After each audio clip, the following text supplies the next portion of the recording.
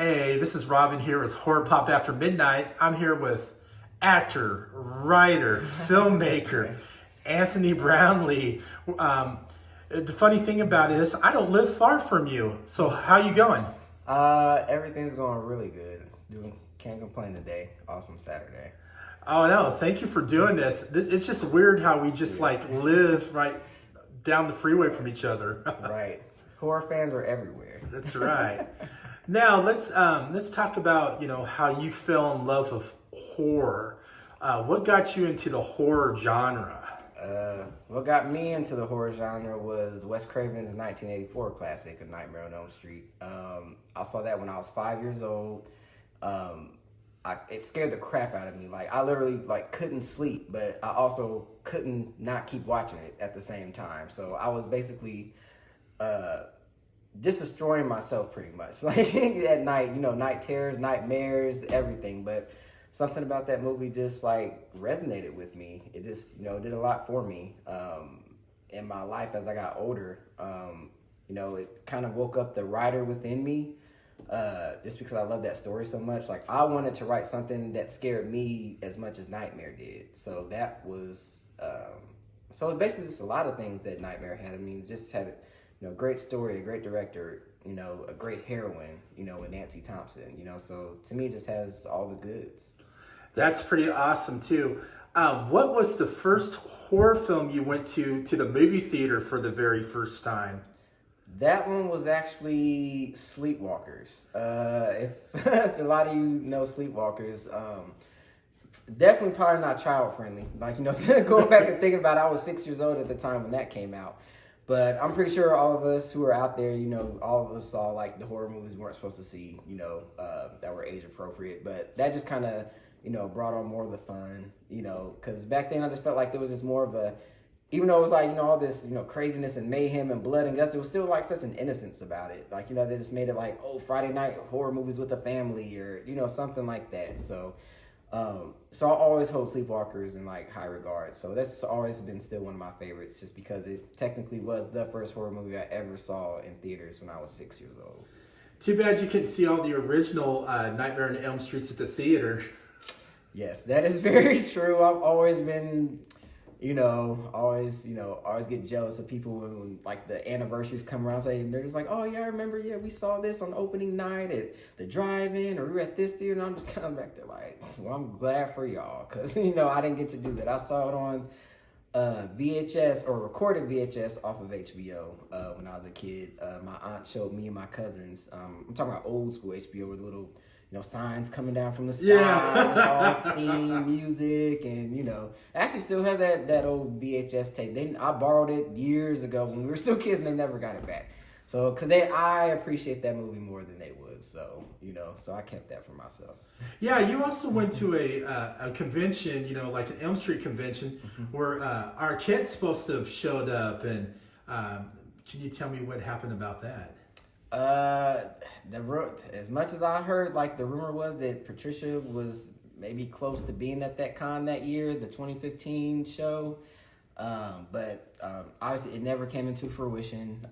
That would have been amazing. She's definitely one of the missing links off of one of my posters, and one of the, Nightmare stars I've yet to meet. I pretty much met a lot, most of the Nightmare stars. So that would have been, a great thing to have on the collection, on the posters.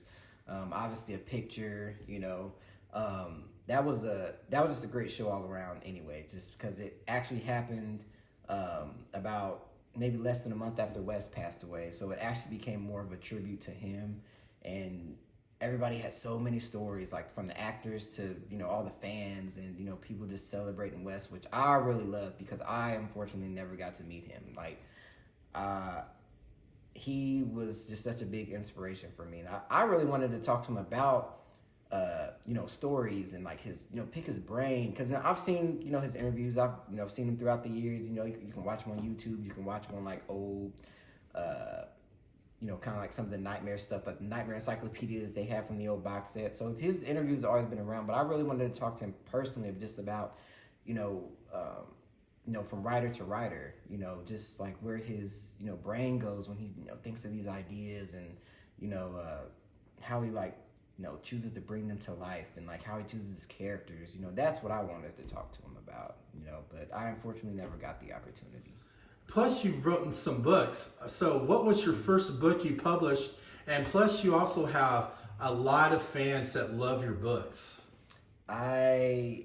First book I ever published was a book called Mayhem.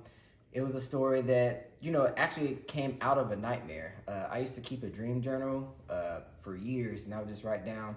I really only wanted to keep it to write down like my nightmares, but then I was like, let me just write down my dreams, period. So that was one that I actually had, and it was like a nightmare. And as I was writing it, all I just kept thinking was, I just want to make this, the scariest book that I possibly can. And, what scares me the most. And like, all this horror movie watching, like clowns like freak me out.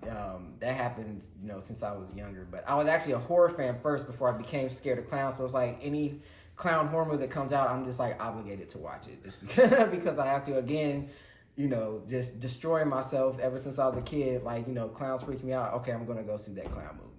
So that's who the antagonist is in Mayhem, is actually a clown. It's not a supernatural story. It's really more something that technically could happen, more reality-based instead of fantasy-based.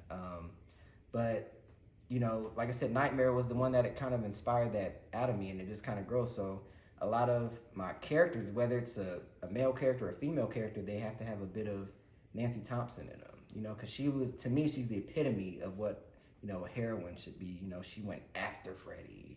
She didn't wait for him to come to her, and she didn't just happen to survive. She made sure she survived. And a lot of those horror movies from back then, it just seemed like the final girl would always kind of find out what was happening maybe 15 minutes before the movie ended, and she'd most of the time just be running and just like I said, happen to survive. But she knew what was happening to her pretty much from the start, and she kind of fought all the way through. And so I kind of take a little bit of her into, all of my characters when I write. That's pretty good, too, since Nancy Thomas is your favorite character in Nightmare on Elm Street.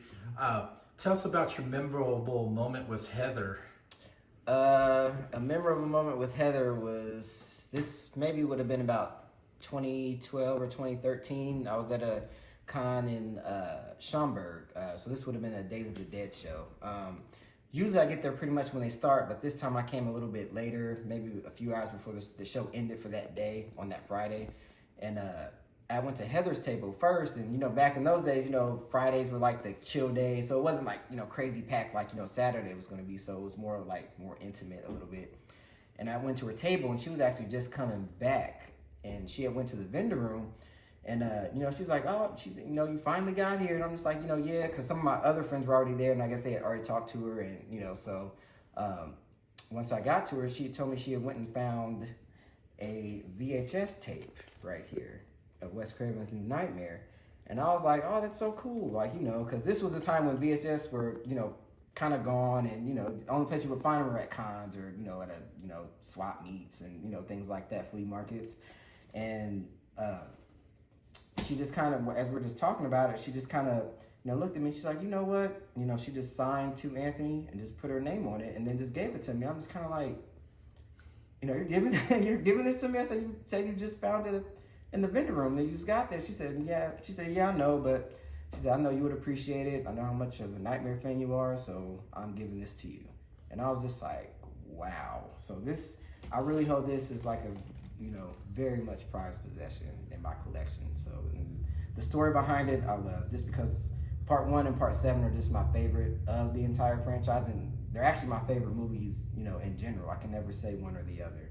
So this was actually, a really cool gift that she gave me. So I always remember that story. That's pretty awesome. Now let's talk about your very first horror convention. What was going through your mind? Woo. There was a lot of things going on at that con. These days, I kind of refer to it as the con that shall not be named. But if you kind of follow us and kind of know some of our story, some of you may know why. But just the experience itself was just fantastic, because I grew up as like a bully kid, literally from like 3rd grade to 12th grade. And, you know, movies were basically, you know, my best friends growing up, you know. So I was always the kid watching, you know, USA Up All Night and Monster Vision. And, you know, just later on in life, you know, I was about 21 when I went to that con and had heard about it. And it was in Chicago. And, you know, from where I live, Chicago's, you know, about 4 or 5 hours away. And I was like, I got to get there. I found out like the Nightmare Stars were going to be there. You know, these were people I've been, you know, idolizing since I was 5 years old, since I first saw, you know, the first Nightmare. And it's like, I had to get there. I said, they're so close. I got to get there somewhere. But I didn't have a car. So my uncle drove me out there. And the whole way, like, I just feel my heart just kind of like thumping, like, oh my gosh. You know, I'd never been to a con, had never been, you know, in that realm of like, you know, being around people that, you know, I watched growing up. So this was like a huge deal for me. And I just remember finally getting, you know, to the line, and, you know, I see Heather, you know, I get into Heather's line, and I'm just waiting, and I feel my hands sweating. I'm just kind of like, you know, jittery, and I actually walk out of her line and just like do something else. Like, I can't, I was like, I'm too nervous. I can't do this. This is like, oh, it's too much. This is too much. And like, I actually just had to convince myself, like, you know, just, you know, get in there, you know, just let her know how much, you know, like the movies meant, and like, you know, what she means to, you know, me as not just a fan, but like as a writer and what she's done. So I had, you know, basically prepared all this stuff I wanted to say in my head. And, you know, once it was my turn, you know, I get up there and, you know, I have my, you know, Nightmare on Elm Street poster, and, you know, I have her sign it, and I'm just like, in the back of my head, like, you know, say something, like, you know, like, talk. And all I managed to, you know, spill out of my mouth is, you're my favorite actress. And she's just like, you know, thank you very much for saying that. And, you know, signed it, we took a picture, and I just kind of walk off, and I'm just like, oh my God, like, what's wrong with you? Like, are you serious? Like, that's all you could say. That's literally all that would come out of my mouth. You know, I was like, this could be the only time ever that I meet her, and I just blew it, you know. But it turned out that wasn't going to be the first time that I met her, you know. So we actually got, you know, closer, you know, over the years. So I was able to actually tell her this stuff, you know, later on. But that first show was just, everything was so brand new. You know, like they said, the kid in the candy shop. It's just like you're just looking all around, and, you know, I meet all these fans, you know, people who are just like me, because, you know, growing up the way I did, you know, I felt like I was the only horror fan in the world, or I was like the biggest horror fan in the world, especially when it came to Nightmare. Like, I never met anybody else who liked it as much as me or talked about it as much as me. But then you meet all these people, and they felt the same way.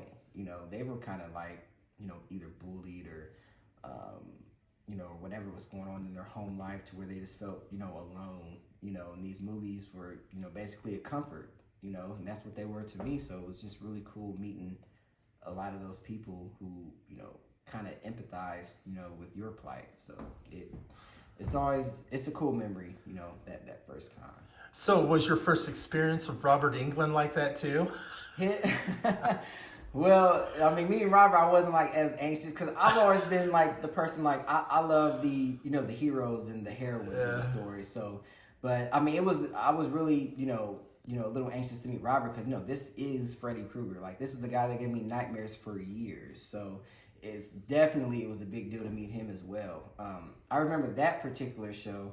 I think the way that their tickets worked, like I said, you know, this is back in 2007, so, you know, things have changed over the years, how they do things. So I had like a VIP ticket. So the VIPs got to come down like a couple hours early before the show even opened, and he was already at his table. So I was in like a line already waiting to meet him before anybody else came down. So while, you know, that line was going on, you know, I just meet people in the line and just kind of start talking to them, and, you know, they're talking about stuff that I always talked about, and this is kind of like blowing my mind. Like, I said, man, there's other people out here that like talk about this stuff like this, you know. I'm just seeing him, like, as I was getting close, because the way the line is, like, his chair is here, but the line kind of wrapped around like outside in the hallway. So, you know, I didn't really see him up until I got up to his table.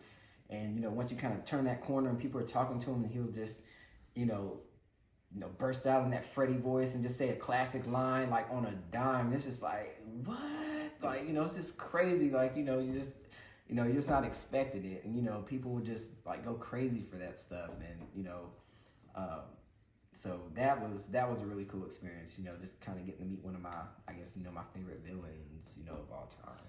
So, do you think Johnny Depp will ever do an Elm Street convention or an Elm Street reunion? All I can say is I would hope so. If you're listening to this, like there's some fans who like kind of need you on their posters, and but there's a lot of fans who just want to meet you in general. So I mean, I would love to meet him. Obviously I won't know who to talk to like try to make something like that happen, but it would be really cool to meet, Johnny. Just because he just played such a pivotal part, in Nightmare, and like of course had one of the most memorable death scenes in like the franchise. All the the blood just coming out of the bed and the water bed. And the water, and like that. I mean that scene freaked me out too. Just I would always feel like as a kid going to sleep that he would just pull me down like some, because you never know what happens to him. It's like what if he just pulls you down and like some oblivion, or something. Like I would like freak my own self. So I would sometimes sleep on like the edge of my bed because it's like, okay, it happened in the middle, so it didn't happen on the side. You know how your kid brain works. So it's like I would sleep on the edge of my bed, and like as a kid I had bunk beds, so it's like I was like, and I would sleep on the top, so it's like it was close to the edge there, like falling out of the bed, but that was my fear. So now let's talk about you being part of the Fred Heads documentary, which you can see on Amazon, and a lot of people were waiting for a long time to buy it through Amazon as well. The DVD. Hopefully, it will come on Blu-ray. Fingers crossed. How did you get part of the Fred Heads documentary? Well, that's actually a really cool story, which started all the way back in 2010. When I first joined Facebook, and I had met a person on there who was going by the name of Nancy Thompson, and she looked like Nancy Thompson. I was like, that is really cool. I said, I need to friend her. She looks like Nancy, and her name is Nancy. I said, that's so wild. And, but it turned out to be Deandra, who a lot of people know. So I sent her a message. I'm just like, hey, I said, I can't believe your name is Nancy, and you guys really look alike. She said, no, that's just my cosplayer name. I just do nothing like cosplay, like what's that? Had no idea what that was. Even at that stage, had never heard of cosplay. And then once we became linked, I mean, we just always constantly just talked about Nancy, because we were more like, we love Nightmare and we love Freddy, but we were more like Nancy fans. So we just like really just like really linked through that, and we were just like online friends for the longest time, but we talked all the time. And then we met at a show back in 2011. A year later, after we had, been friends for a year online. And, once that meeting started, it was just kind of like, instant friendship, like, and a year after that is when I met Paige at a con, and she was meeting Heather for the first time at that show. And then in 2013 is when I was originally going to be going to Horror Hound, but they had sold out the tickets for the very first time in 2013. I was like, well, I don't know what con I'm supposed to do now. Like, that was my main con. And I'm just like, well, we're going to one in Michigan. You can come with us and do that. And then she said, we're bringing some friends that, that we met and, and such. And then that's how I met Kim. And that was her first time meeting Kim. And then me and Kim started doing a lot more conventions together. And then a guy came to a con the following year in 2014, Jeremy, who turned out to be one of her friends from Virginia, even though she was living in Ohio at the time. And then me and him became friends because he would start coming to some of the ones in Ohio. And it was just like, it's like these subsequent years, everybody just kind of met, and then it just went on from there. And basically our love for Nightmare just kind of brought us together. It was just like that common link. And just over the years, we just done so many different things. We did the Don't Fall Asleep, fan film, that was, strictly just, on YouTube, which I know a lot of, people ended up seeing that. And, but we want to do something like, really more, heartfelt that, that kind of reached everybody, because, there was so many people in this community. And Paige had, she was the one that came up with this idea, and originally had just started off by doing more just, going around, to places and meeting, people in their collections and how they came about those collections and what they had to do to get them, and like, just things like that. But it just kind of evolved over the years, because it took us, 5.5 years to do this documentary, and it just became its own thing at one point, and it got much deeper. And, we ended up learning a lot of things about each other that, even though we had been friends for all these years, that we still didn't even know. So it was really big, eye-opening experience, just all around. And, that's what we wanted to make sure the fans saw when they saw this documentary, that it wasn't just, just strictly about, just the fandom, but the community as a whole, pretty much. That's pretty good. And then, of course, there's always an Elm Street everywhere. And there's one in Middletown you were telling me about, the Elm Street, where it comes close to the house number almost. Just about. So the Elm Street where I grew up is actually in the 1400s. And obviously, any Nightmare fan knows that the house is 1428 Elm Street. But I mean, there's no house that looks like that on Elm Street in my town, anything like that. But it's always just cool that the Elm Street is in the 1400s. That's always like one thing I always loved about, the Elm Street in, my town. And, years ago, one of my aunts used to live on Elm Street, but she lived there around the time when I was 4 years old. And then she moved there by the time I was 5, by the time I saw Nightmare on Elm Street for the first time, which I'm actually kind of glad of, because at that age, I probably would have freaked out and never went to her house again if I, seen Elm Street at that age. And like, she lived on Elm Street. Like, I'm never coming to your house again. You live on the one of the scariest streets I've ever known. So, but she didn't. So that's always like a cool thing, in my town. Yeah, and I remember when I first met all you guys at Horror Hound when you were showing it. Mm-hmm. Oh man, that was something. That was just the culmination of those 5.5 years just finally coming to a head, and all of us just. I mean, we were like, because everybody was lining up downstairs, and we were just in one room upstairs, and we were just like, I'm just like, had this kind of like sweater on, and I'm like sweating bullets. I'm just like, I haven't been this nervous in like forever. And, we're just all up there just like trying to like, calm each other down, and, just basically moments before we came down on the elevator and just saw because we didn't know what it looked like. We hadn't seen the line. We didn't know how many people showed up. So it was just like a huge surprise when we just saw all those people there, just like, waiting to see this film, this documentary that, we had done. That was like one of the wildest, experiences I've ever had, in my life. Yeah. So what'd you guys think of me when I first interviewed you guys? I interviewed all you guys at the same time. You're like, who's this dude?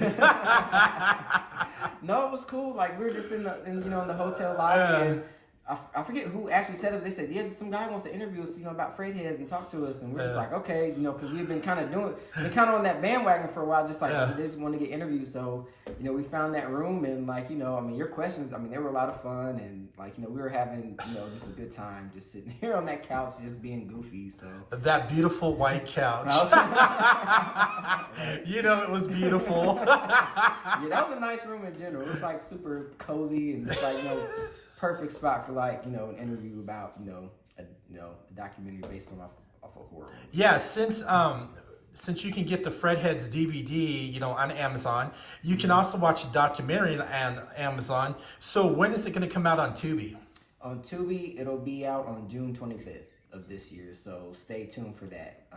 That was a really big one that we were excited about, just because Tubi has just become so huge, and there's so many like, old school, movies and shows that are on that. Like, we felt like that was like the best place to like actually have it to, really stream for people. Cause anybody that's a horror fan just loves anything that has to do like that relates back to their childhood. And I feel like that streaming service just kind of goes back to a lot of people's childhood.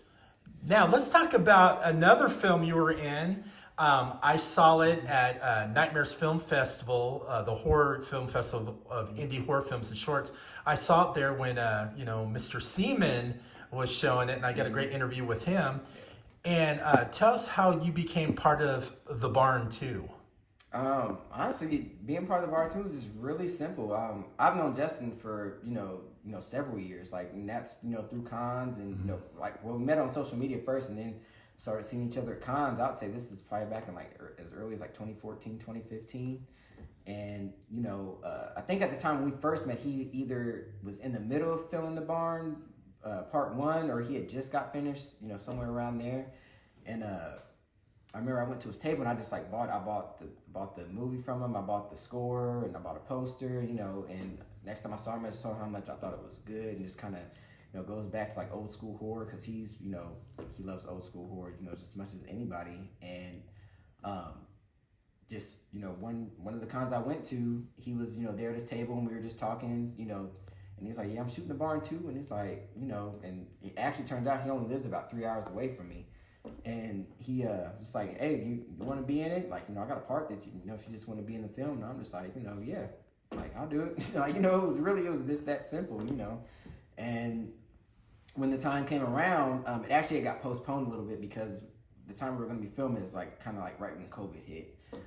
So they, you know, had to take, you know, certain procedures and like film things differently. And, you know, so it took maybe about a year and a half before I actually, you know, shot my scenes. But what made it cool was that Jeremy also had gotten a part in that film, and we like were in the same scene together. We were playing train, like supposed to be like dead train conductors in this like haunted house, you know, ride, you know, so people come by and we're just supposed to like scare them, and you know, so you know, something fun. And you know, we actually filmed that in like a weekend pretty much, and it was wild. You know, I've been on sets before and had done certain things, but that one was just crazy because I was in like, you know, fake blood, and like, I mean, the fake blood was like sticking to my chest, like my chest hairs. I was in that stuff for probably like 4 hours, and I was like, you know, everybody always had heard about how much people hated fake blood in like movies, and like, but I never really experienced it until it was like that because I was kind of like covered, so part of my like face and then like, you know, just down to my torso and stuff. So it was an experience, but it was like, that's one of those experiences like I would do it all over again. You know, it was just so much fun. But I actually have a crazy story about it. Like, after it was finished, like I said, I only lived we only lived 3 hours apart from each other. So I ended up, that was actually during the week of like my vacation at work. So they actually filmed Jeremy and another guy who was on the film set with us that day, Brian. You know, they said, hey, do you mind if we film their stuff first? Because, you know, they have to leave. And, you know, I said, yeah, you know, that's totally fine because, you know, I didn't have to be anywhere. So once they got all their stuff filmed, and then we filmed my stuff, you know, and that was like the last day of filming. So this was on a Sunday, and, you know, we had just been, you know, working all weekend, and, you know, I was pretty much awake, you know, and then like on the drive home, you know, you start getting tired, and, you know, so I'm just like, you know, probably speeding a little bit more than I should have, just because I'm like, I'm trying to just hurry up and get home. And pretty much, you know, I pulled into my garage. It's probably like 1 in the morning maybe, and just after that drive, you know, it felt like almost 15 hours. That's the way my body felt because, you know, it's been such a long weekend that, you know, just kind of closed the garage, you know, turned off my car because I knew I had to get my bags and stuff and bring them in, but I was just so exhausted. And I just, you know, just like put my head on the back of the seat, you know, just trying to collect myself for a second. Next thing I know, I'm in pitch blackness because I've fallen asleep in my car that fast. I swear it was like 10 seconds. And I always think, like, if I hadn't turned my car off, leaning my head back, I probably wouldn't be here doing this interview right now. So, like, it was really close to being like, like as me and my friends call it, end of days. It was that close. But even after all that, I'd still do that experience all over again. It was a fun time. Oh, it is. Those barn films are really great. So, are you working on any new books right now? Yes, I actually am working on a new book. I finally just finished my book, Pure Silence. Actually, what's funny about that book is that book took me 5 years to write. I actually started that a few months after we started filming Fredhead. So that book lasted as long as Fredhead's did. It's the longest book I've ever written. Like I said, it's never taken me that long to write a book. Most of the time, for me in the past, to write a book was maybe a year and a half. You know, maybe close to 2 years, you know, as the longest. But 5 years was, you know, pretty huge for me. But I actually purposely did that because I wanted to see if I could write, you know, a really long story. Because Stephen King's It's like my favorite novel ever written, and that's a long story. That book's like 1,100 pages. And I wanted to challenge myself to see if I could write a book that long. So that book actually ended up being 1,300 pages. So like a little more than Stephen King's It. But once I finally got that book done, I actually took a hiatus from writing for like 6 months. I really had to kind of collect myself and kind of regroup because that book took a lot out of me. I had turned people down, like when they asked me if I wanted to do stuff, hang out, and I was like, well, no, I need to work on my book, you know, so that book took a lot out of me. And so when I finally came back into writing, which was last October, I had already had the books that I wanted to lined up. Cause I actually have 10 books, like as I say, in progress, but I'm only tackling one at a time. This one's called The 35th Anniversary of Nightmare at Midnight. So it's book number 11. and it's kind of a book that I got the idea from just going to the cons, you know, all these years. Because when I first started going to cons in like 2007, the people you would meet were like the people, you know, I guess you would say like the main people that you would always see, you know, that would be more frequent at the cons. But you know, people would ask like, well, whatever happened to this person from like part 2 of this movie? Like, who was like, you know, where, like, people, I have no idea. Like, you know, last thing I know, they did this movie back in '86 and nobody's heard from them since. And, you know, so, but now, you know, doing cons for 16 years, now these people are just resurfacing. One of the best examples, like Sandy Johnson from, you know, Halloween, who, you know, had no idea about cons, and now she's like all over the con scene. And, you know, nobody ever thought that, you know, they, you know, have her to add, you know, to her, you know, their posters or anything like that. So the idea for this book is this movie that I created. So it's not a real movie. It's called Nightmare at Midnight, and it came out in '84. And, you know, it was this group of, you know, castmates who kind of met for the first time, and some of them were brand new actors. Some had, you know, done some stuff before, and, you know, but this film had become like this cult classic, and it spawned like 8 different sequels, and, you know, it had become huge. And so at the 34th anniversary, you have like the girl who plays the main character in the movie, the guy who plays the villain in like all the stories or all the films, and then just maybe one or two of the other people from the movie, and then some people from the sequels. And that's pretty much who would usually come to the cons. And so, like, when they did their, you know, discussion panel, you know, one of the fans asked, well, have you, you know, heard from your old castmates, or, you know, do you guys still talk, or, you know, do you know if some of them still act or what they're doing? And, you know, she didn't have a good answer. She's like, well, no, not really. Like, you know, some I know and some I haven't talked to in, you know, 20, 25 years, you know, and that kind of sticks with her. And she's kind of, you know, wondering like what did happen to some of them, you know, because we were kind of close in like the 80s and maybe early 90s, and then it just kind of, you know, drifted. And so she decides to kind of go on this mission to find all her castmates for the 35th anniversary of Nightmare at Midnight, to see if she can get everybody back to come do a convention, you know, because even, and I'm talking in a story too, that they're remaking that first film, and like, you know, so she wants to try to do this before that remake comes out, to kind of let people know who the, you know, OGs are, you know, before this movie comes out. So that's basically what the story's about. So it's not, so I typically write horror stories, but this one is actually, a drama about a horror movie. Okay. So it's a little bit different, but it's one that's like, you know, I've thought would be like a cool story, especially for people who know like conventions and have been on the con scene, and, you know. So where can everybody find you on social media, especially your like your books and all that great stuff? Well, I'm actually on, find me on Facebook, Instagram, Twitter, and TikTok. Pretty much on all my bios and all my social medias will be a link to my books on my Amazon page. So that's typically where you can just find a direct link to all my books. And also, you know, check out Fred Heads on Amazon, and then you can buy the DVD as well. Absolutely. All right. Thank you so much. No problem. I had a blast. Thank you so much.